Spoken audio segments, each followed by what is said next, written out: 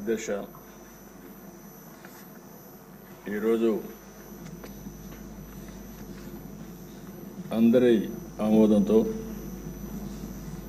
శాసనసభ డిప్యూటీ స్పీకర్గా ఎన్నికైన మీకు వ్యక్తిగతంగా తెలుగుదేశం పార్టీ తరఫున కూడా మనస్ఫూర్తిగా అభినందనలు తెలియజేస్తున్నా. శుభాకాంక్షలు అధ్యక్ష. సినిమా రంగంలో ఇక్కడే మా మిత్రుడు పవన్ కళ్యాణ్ గారు ఉన్నారు.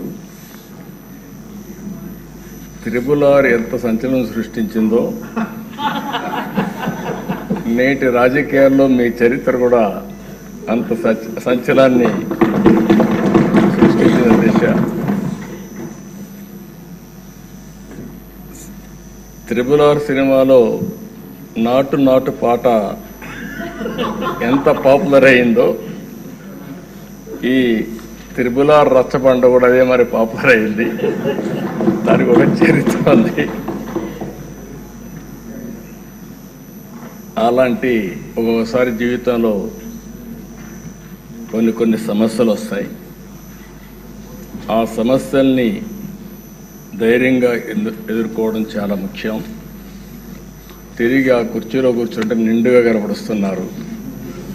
అందరూ కూడా ఆఫ్గా కొత్త కనపడుస్తారు, కానీ మీరైతే ఆ కుర్చీకి ఒక నిండుత్వాన్ని ఇచ్చారు.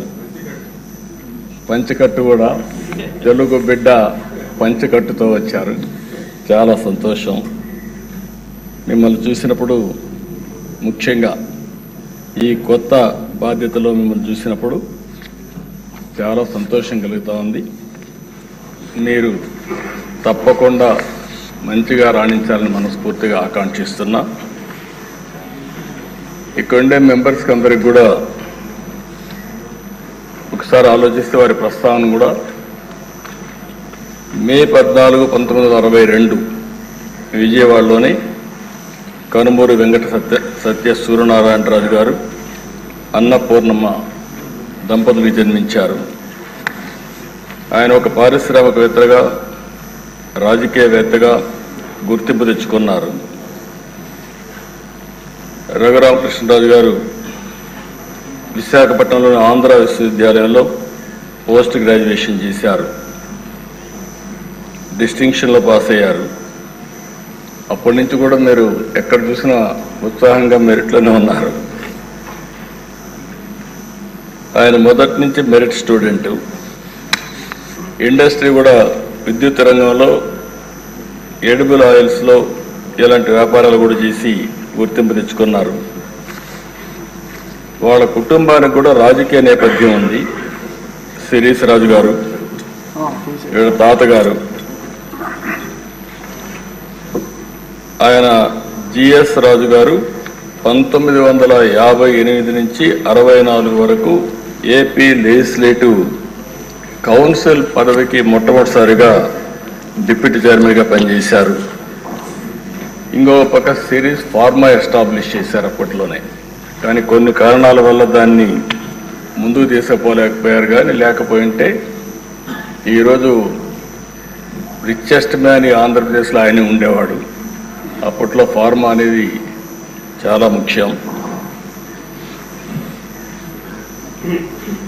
మన డిప్యూటీ స్పీకర్ గారు 19లో నర్సాపూర్ ఎంపీగా పోటీ చేసి గెలిచారు. అయితే వీరి ఆలోచన, వీరి వ్యక్తిత్వం మామూలుగా ఉండేవాళ్ళకి అడ్జస్ట్ కాలేరు. ఏదున్నా సరే ఫ్రాంక్గా మాట్లాడతాడు. మనసులో కల్మషం ఉండదు.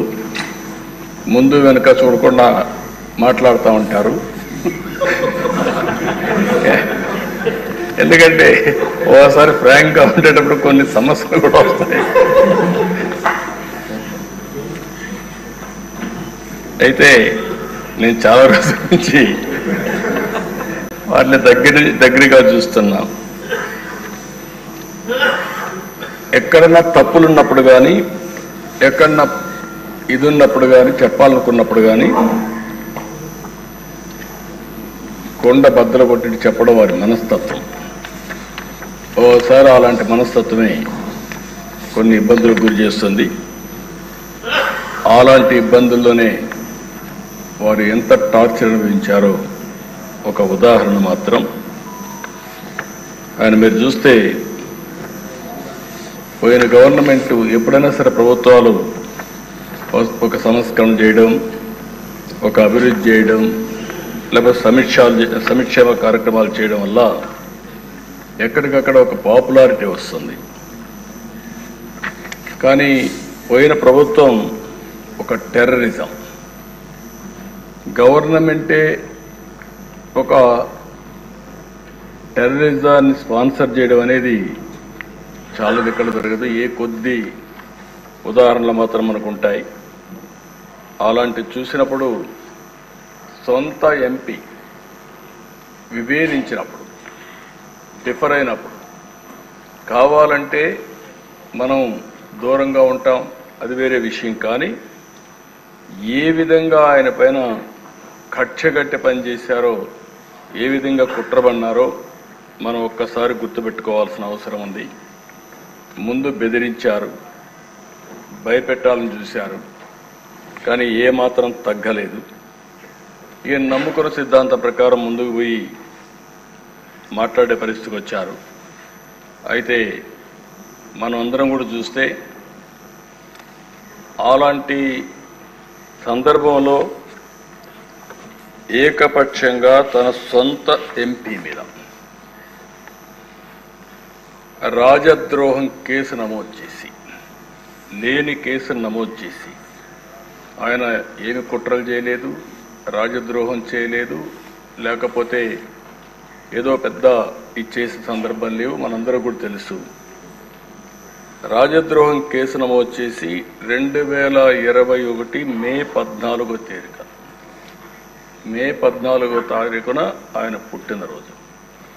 ఆ పుట్టినరోజు ఆయన అరెస్ట్ చేసి పైశాచిక ఆనందం పొందాలనే ఉద్దేశంతో ఆయన అరెస్ట్ చేశారు. ఆ రోజు మీరు చూస్తే ఒక ఎంపీ పోలీస్ కస్టడీలో టార్చర్ చేయడం దేశంలోనే ఒక పెద్ద సంచలనమైంది. సిఐడి సీనియర్ అధికారులు, ఐపీఎస్ అధికారులు పోలీస్ కస్టడీలో ఒక ఎంపీని ఇలా హింసించిన సంఘటన భారతదేశ చరిత్రలో, నేను కూడా రాజకీయాల్లో 40 సంవత్సరాల నుంచి ఉన్నా, చాలా సంఘటనలు చూశాను. ఇదే మొదటి సంఘటన, ఇదే ఆఖరి సంఘటన నా అభిప్రాయం. నేను ఎప్పుడు చూడలేదు ఇలాంటి సంఘటన, ఎప్పుడు వినలేదు.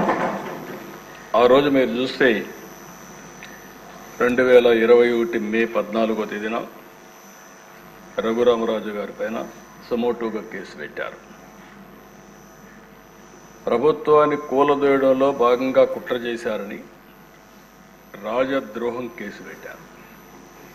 TV5 ABNతో కలిసి కుట్ర చేశారని ఆరోపించారు. 9 గంటలకు కంప్లైంట్ పెట్టారు, 10 గంటలకు FIR నమోదు చేశారు. మధ్యాహ్నం 2 గంటలకు హైదరాబాద్లో ఇంట్లో ఉంటూ వచ్చి అరెస్ట్ చేశారు. అంటే మీరు గుర్తుపెట్టుకోవాల్సింది, 9 గంటలకు కంప్లైంట్ ఇస్తారు, 10 గంటలకు FIR రిజిస్టర్ చేస్తారు. ఆంధ్ర పోలీసులు హైదరాబాద్కు వచ్చి 2 గంటలకు అరెస్ట్ చేసి అక్కడి నుంచి ఈయన తీసుకొస్తారు. ఆ రోజు శుక్రవారం నేరుగా, మళ్ళా దీనికి శుక్రవారానికి కూడా ఒక సిగ్నిఫికెన్స్ ఉంది. శుక్రవారం అయితే ప్రొక్లైన వచ్చి ఎక్కడికక్కడ కూల్చివేతలు చేస్తారు. శుక్రవారం కానీ అరెస్ట్ చేస్తే కోర్టు ఉండదు కాబట్టి జైల్లో పెట్టొచ్చని ప్రయత్నం చేస్తూ కరెక్ట్గా అదే శుక్రవారం ఎంపిక చేసుకొని ఇక్కడికి తీసుకొచ్చారు. ఇక్కడ చూస్తే